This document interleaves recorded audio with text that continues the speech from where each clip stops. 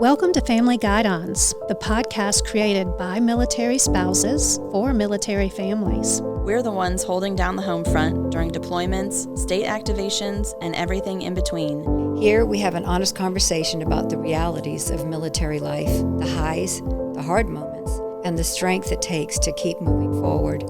Whether you're new to the military community or a seasoned spouse who's seen it all, Family Guidons is your place for connection, support, and real conversations. Because no one understands life like the ones who've been living it beside them. This is Family Guidons. Fall in. Welcome back to Family Guidons. Our episode today is titled Storm-Proof Spouses, where we're going to talk about all of the prep you need to be ready mentally and physically for storm season, which is coming up, crazy enough. So I'm Michelle Matheny. I am a military spouse of 14 years to my husband, Bill. We have 3 young girls. I am also a small business owner and a huge supporter of our military in general. I'm Kathy Bridgers, a military spouse of almost 30 years. I have 2 adult children, one of which my son is in the South Carolina National Guard for 9 years now and is deployed in the Middle East in support of Epic Fury. And I'm Charlotte Stillwell. I am a military spouse of 31 years to Rob. I am the mom of 3. I'm also a military mom of a son who is currently serving on active duty. He's new. He's been in 2 years. And I'm also a Gold Star child. Today we're going to talk about storm prep, but with a twist. Doing it when your partner is deployed, out helping others during the storm to prepare and to recover, or just not home. Storms do not care about duty schedules. They come whether we're ready for them or not. Yep, and if you're the one left holding down the home front by yourself, everything falls on you. No pressure. Right. You, your kids, maybe a dog or a pet, and a storm with an attitude. So my suggestion is prep ahead. Yes. Absolutely. And now's the time. So we can just say it out loud. It's tough. Yep. Trying to handle a storm by yourself, especially when you have kids at home with you. And it's heavier when you're alone. Not just doing the supplies. You're the planner. You have to set everything up. And you also have to be kind of emotionally calm and stable so that your kids aren't feeding off that panic that you have going on inside. Right.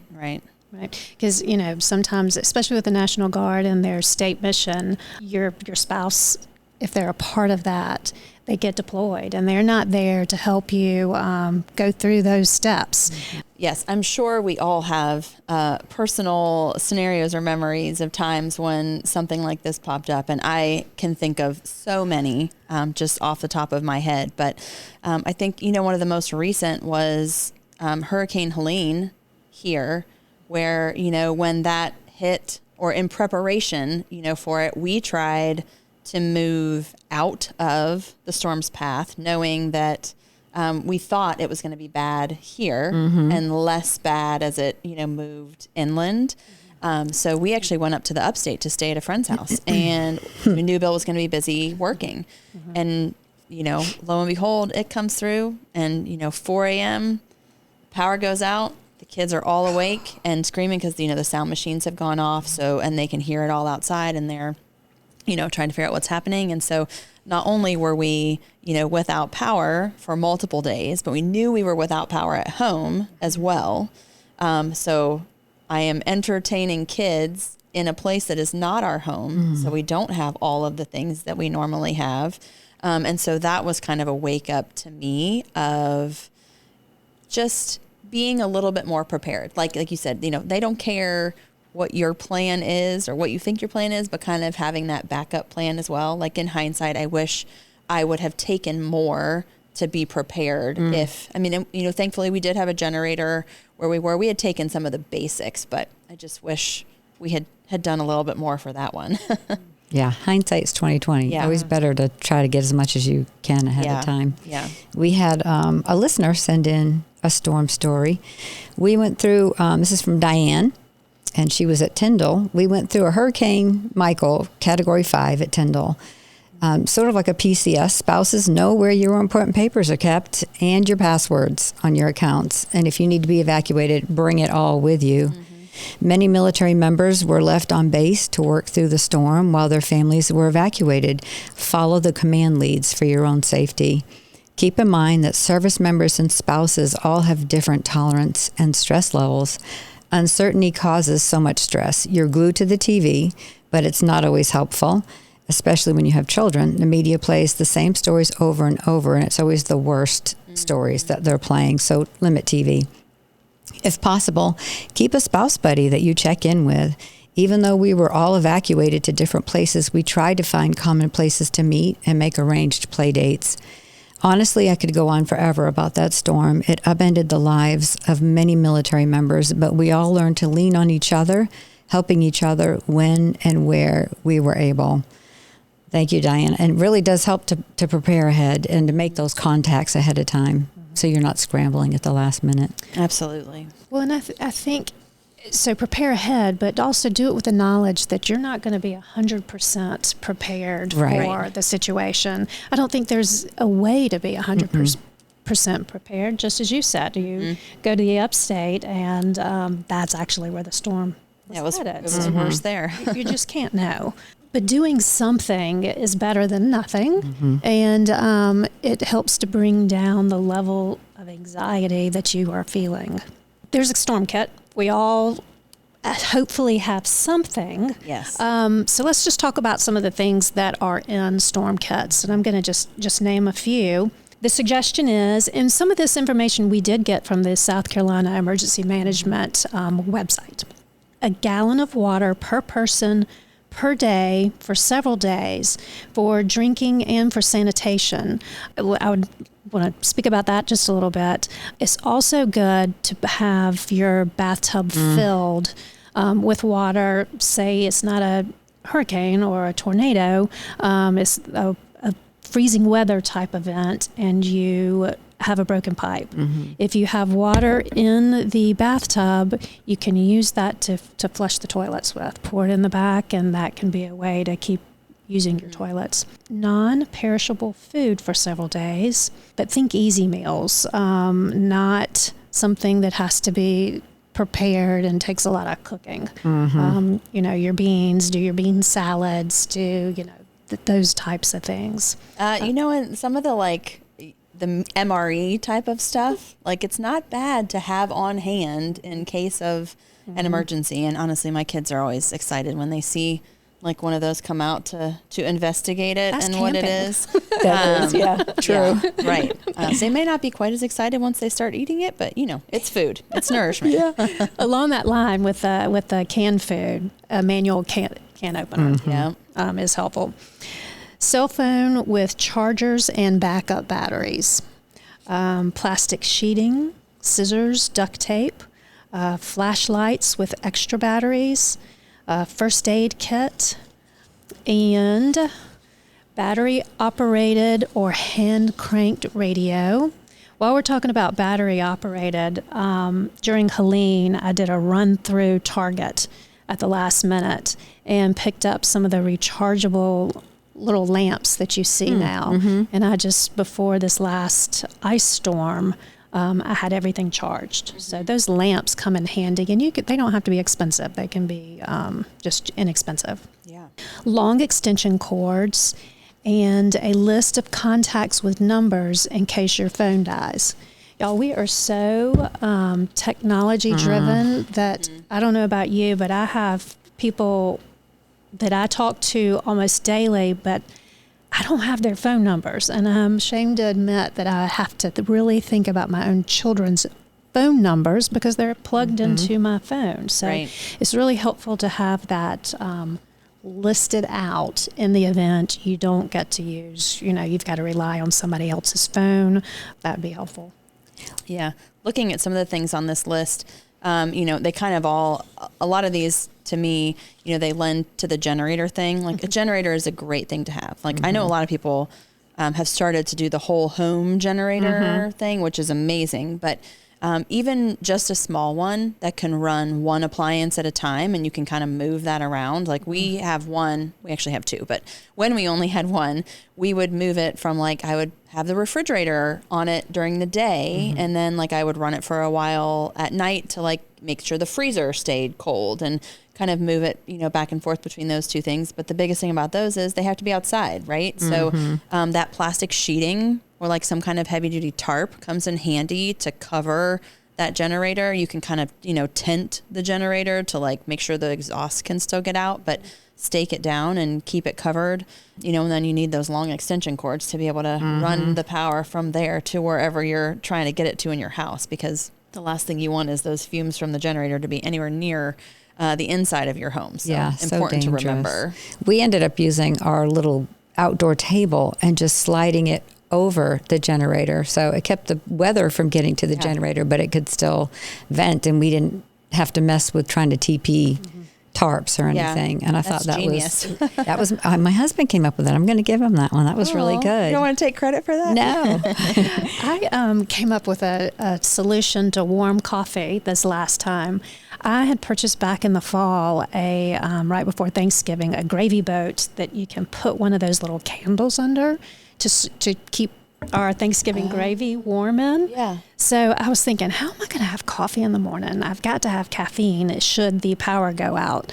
And I thought, So I brewed my coffee the night before, put it in a thermos, and it was still warm the next morning. And I didn't need it, but had I needed it, I could have put that coffee in that gravy boat and put that candle on, and it warms up. I mean, it'll make it hot. That's a great idea. So I love that. I kind of wanted to do it just to say I did, but I know it's there. Right. Got to get creative. That's right. Yeah.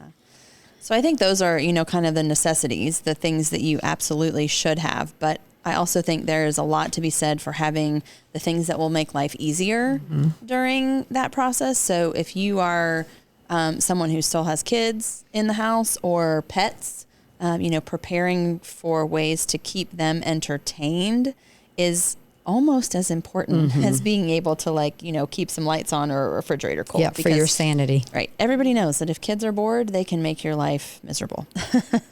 So I always try ahead of an impending storm to stock up on some favorite snacks for everybody, like snacks that they wouldn't get in another time, like almost like the same kind of snacks we get for the beach vacation in the summer. Like I will get if I know there's a storm coming. So, it's not stuff they eat every day, but it makes it more fun and it gives them something to look forward to.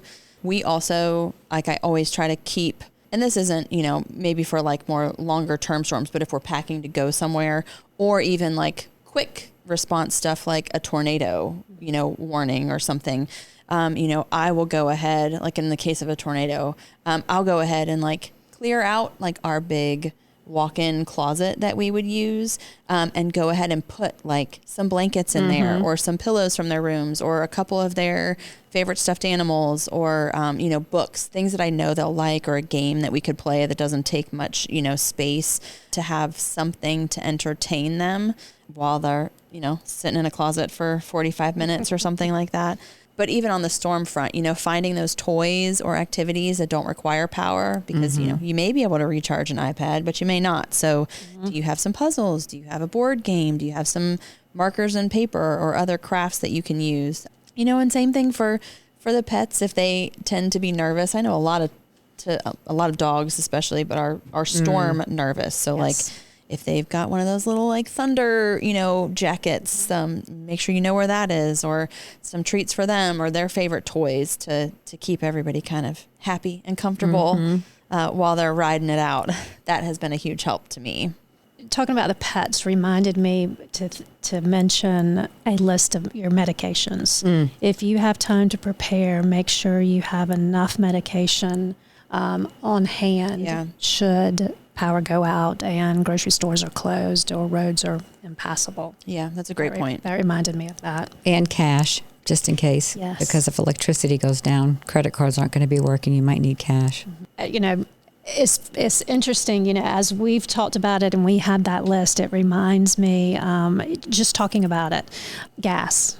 Yeah. Go ahead and have your gas, your car gassed up, whether even in a cold weather event, not just in the event that power goes out, but like in a cold weather event, having a full tank of gas. It's my understanding, I think this is why we do it.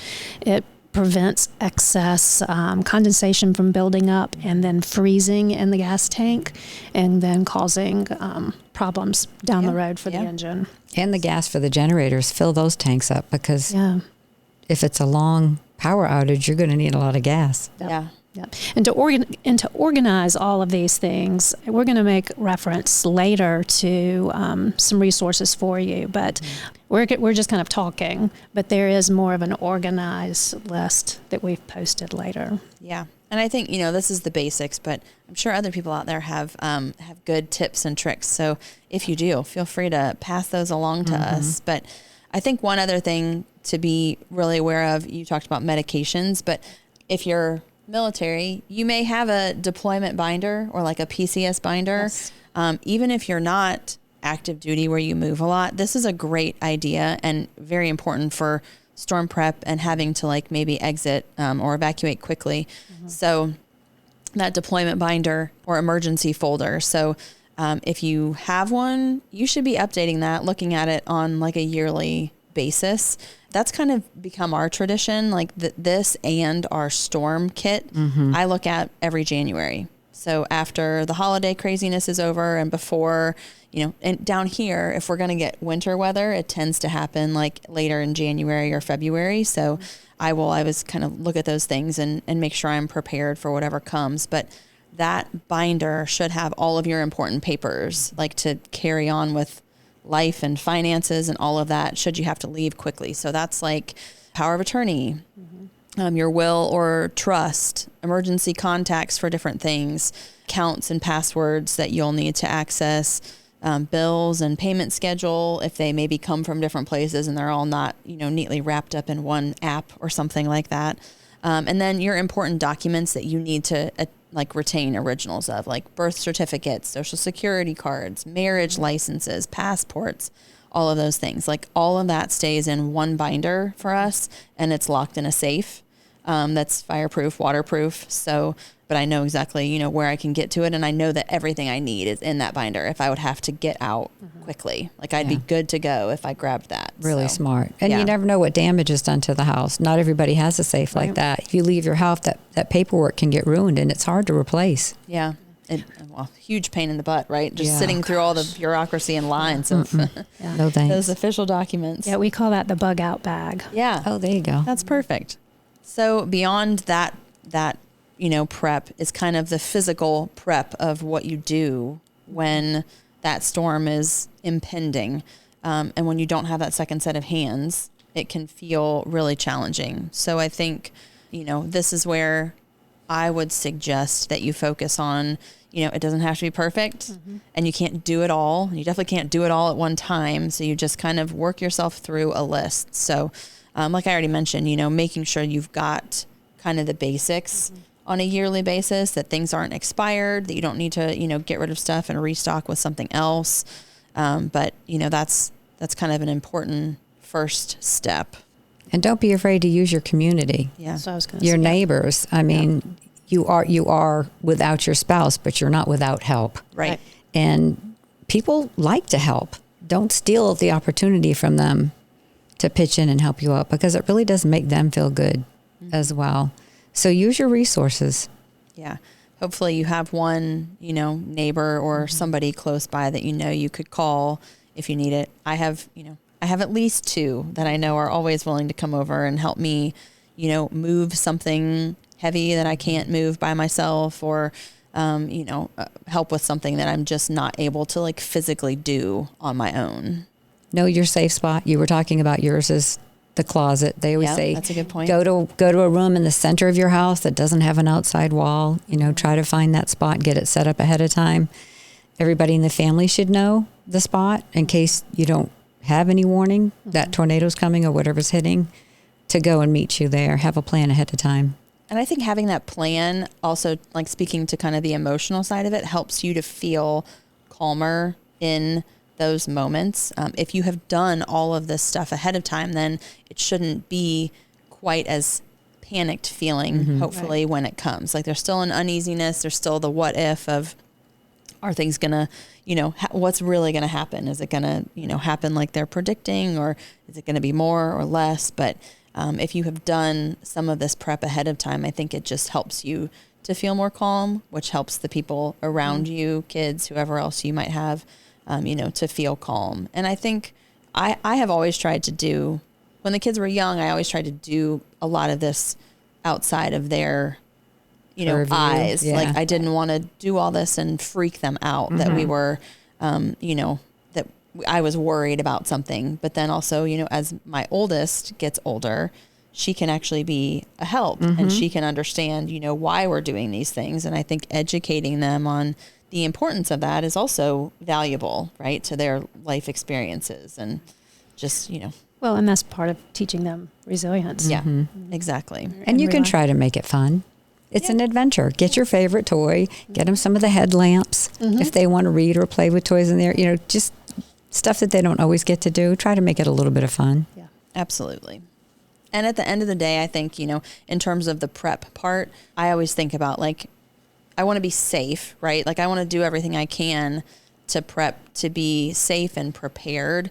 But beyond that, like worrying about, getting things out of the yard or protecting a car or something like that. Like that's all stuff that can be replaced. Like that's not, don't make that your priority. Make the priority the things that are going to keep you, dry and fed and comfortable and safe, and protected, and don't worry about the rest of the stuff. You can't do it all. So pick the things that are most important and focus on that. I agree. How do you stay in touch with your service member if they're away? That's a good question. I mean, I think having a plan ahead of time before they deploy when he's home, talk about what's a good idea to do in different circumstances. And then when they're getting ready to leave, ask what's the best way to communicate with them. And if you can't, don't panic. Have, like Diane said earlier, have like a pseudo spouse nearby, a friend or somebody that you can reach out to and bounce those ideas off of if you're in a situation when you can't get in touch with your spouse or they're gone. That takes some of the pressure off of them too. I know for Helene, we were not, well, Rob is kind of new to this position and he is in charge of the state emergency management. And so we were in an apartment while a house was being worked on and going back and forth between Greenville and Columbia. So when Helene hit, he was on the road like at 4 a.m. trying to get to Columbia. And he really shouldn't have been. I mean, he should have stayed and in Columbia and not come home, but he was coming home to take care of me in a new situation because there had been a big problem in the apartment and it was a huge mess. But he ended up riding out the storm and maybe a tornado that had gone through in a rest area. Wow. And he was there with a bunch of people just standing in the rest area. And he was like, probably the worst decision I have ever made. And that, afterwards I felt horrible about that. I was like, I could have handled this. And Rob's brother did come and help, and my nephews came and helped, transfer us from one apartment to the next because of the problem. But I want to be prepared so that he doesn't have to worry about me. And put himself in a potentially dangerous situation. Right. Yeah. And I think that's what how a lot of spouses appreciate the storm prep and taking care of the home front, letting our service members be out in the community to do what they need to do and what they're called to do, and actually, quite frankly, what they want to do. Yeah. That's important.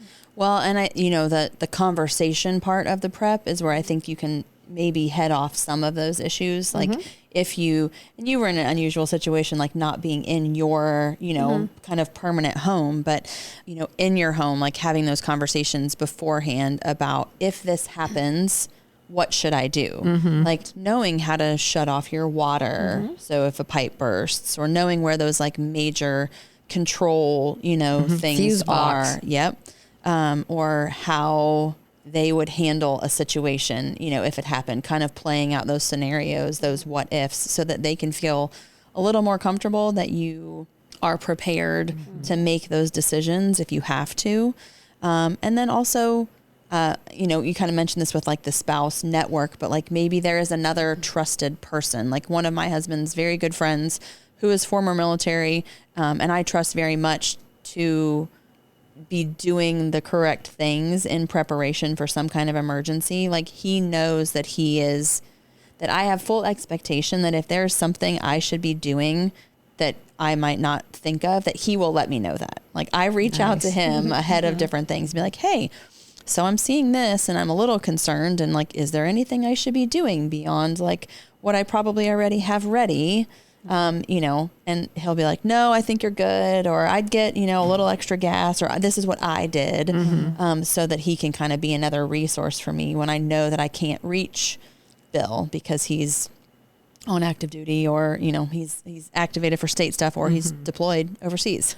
It gives, it gives you more confidence, and it relieves your spouse because they know you have backup. Yeah, exactly. And that's invaluable. Yeah. And then I think, you know, you just have to be prepared to kind of ride it out alone, and that they won't be able to check in on you at every turn maybe. And that's where those other, you know, friends and sounding boards come in handy. So a lot of it is about, you know, the mindset, right? Right. It is about the mindset. And it's one of those things where you just have to go into it knowing you're not going to be 100% prepared. It's easy to be complacent or to grow complacent about something that may or may not happen. Just kind of let some things fall to the back. And when it arises, you just don't want to be caught, though, completely unaware.